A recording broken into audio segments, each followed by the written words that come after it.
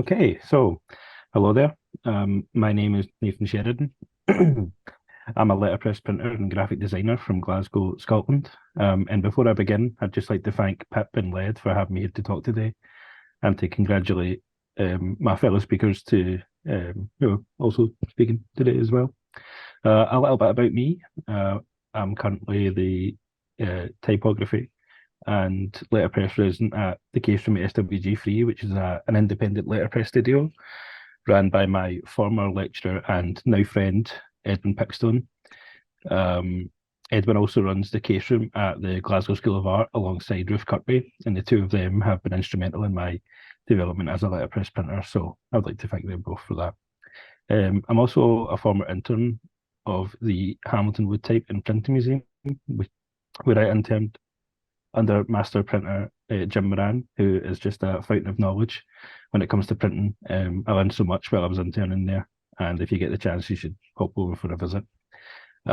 Today, I'm going to be talking over a project of mine that I completed during my time as an undergraduate at the Glasgow School of Art that combined both moving image and letterpress printing. The project itself was a response to a brief that asked for students to create a typographic moving image piece centred on a poem. And the poem that I chose was a Scots poem called The Strike, taken from a book on the lost Lanarkshire village of Bothwell Haugh. I'm going to show you the film, but for some context first, Bothwell Haugh was a mining village just outside of the town I live in, near Glasgow. It housed both the workers and their families of the nearby Hamilton Palace colliery, and by all accounts, both written and from interviews with former village residents, the village was very tight-knit with a great focus on community, sharing and solidarity. The people of the village didn't have a great deal, but what they did have, they shared. Their accommodation in the village, which was modest, was tied to their employment at the mine. And unfortunately, when the mine stopped producing a profit, the people of Bothwell Haugh were forced out of their homes and into the nearby towns and villages. The village itself was destroyed and flooded to create Strathclyde Park and Loch, which is still there to this day. The only real evidence that the village was there at all is a small cairn paid for by former village residents that is engraved with information about Bothwell Haugh. The poem itself is written in the Scots language and details the level of camaraderie between the villagers during a labour dispute between the mine workers' union and the bosses' union. The tone is solemn, respectful, and reverent, whilst also being joyous and optimistic. There's a focus on family and community tied together through labour. But before I get into too much detail about what I've done for this project, I'd just like to show you first. And I just want to give a volume warning. This might be loud, hopefully not too loud. But yeah.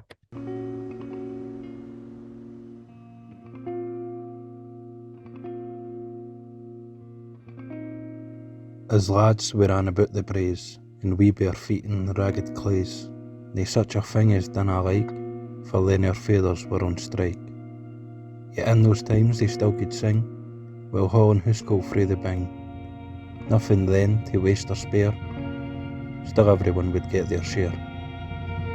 They'd share their last with those in need, there was nae such a thing as greed. A piece and jam was something rare, and no so much of that to spare.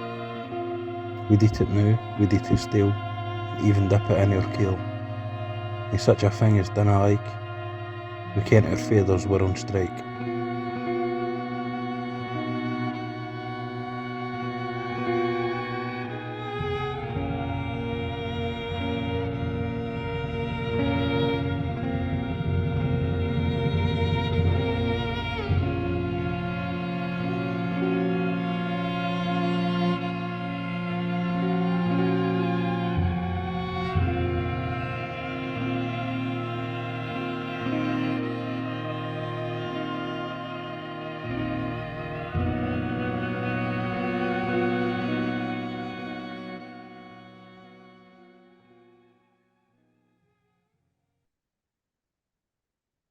So the first thing that I knew I wanted to do was home in on this idea of cherishing the labour history of the location. So I went with a large sans serif typeface. This style was popular during the Industrial Revolution as it's eye-catching and easy to replicate. It found its way into print shops all over the country. Print shops that may have catered to all different types of ephemera, posters and such for trade unions. So this felt especially appropriate to use in my work. And having chosen the typeface that I wanted to use, I then began the process of digitizing it to be used in my moving image composition. For this, I printed 3 different sets of the alphabet from the same typeface, scanned it in extremely high quality, and then used Adobe Photoshop and Illustrator to isolate the letters, copy them into individual words, and then export them as words as transparent PNG files.